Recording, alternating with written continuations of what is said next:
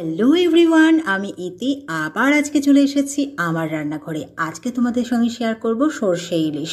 মানে সর্ষে ইলিশের সঙ্গে আমি একটু পোস্তও অ্যাড করেছি। প্রথমেই সর্ষে পোস্ত বেটে নিয়েছি, তারপরে সর্ষে পোস্তটা দিয়ে এর মধ্যে হলুদ, নুন, কাশ্মীরি লঙ্কার গুঁড়ো আর তারপরে সর্ষের তেল দিয়ে ভালো করে মেখে নিয়েছি।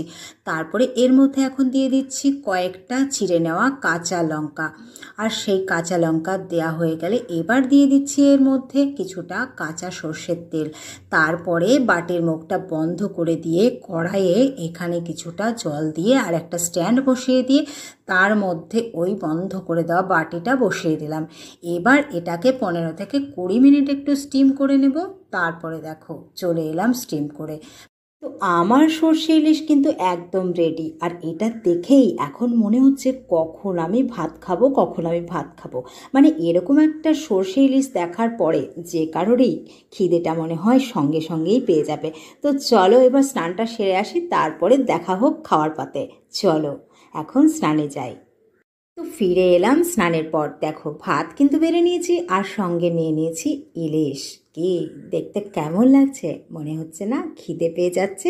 তো চলো চলে আসো এক্ষুনি আমার ঘরে, আর আমরা একসাথেই খাওয়া দাওয়া করি চলো।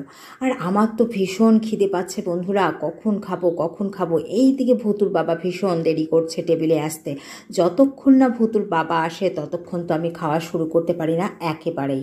কারণ আমরা হিন্দু নারী, আর হিন্দু নারীরা যতক্ষণ স্বামী ঘরে থাকে, স্বামী যদি এক গাল ভাত মুখে না নেয় তারা কিন্তু মুখে ভাত নেয় না। আমি তো নিই না, কে নেয় না নেয় আমি জানি না, তবে আমি কিন্তু ভুতুর বাবা একটু খাওয়ার পরে তারপরেই শুরু করি।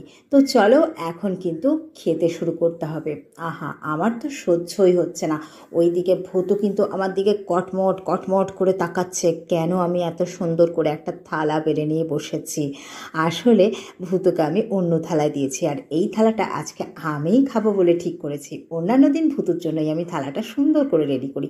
যদিও আমি ভূতুর জন্যও একটা সুন্দর থালা রেডি করে দিয়েছি, তবুও আজকে আমি আলাদা করে নিজের জন্য সুন্দর একটা থালা আমি পেরেছি। কারণ আমরা মহিলারা সব সময় নিজেকে অবহেলা করি, আজকে আমি নিজেকে একটু আদর যত্ন করছি।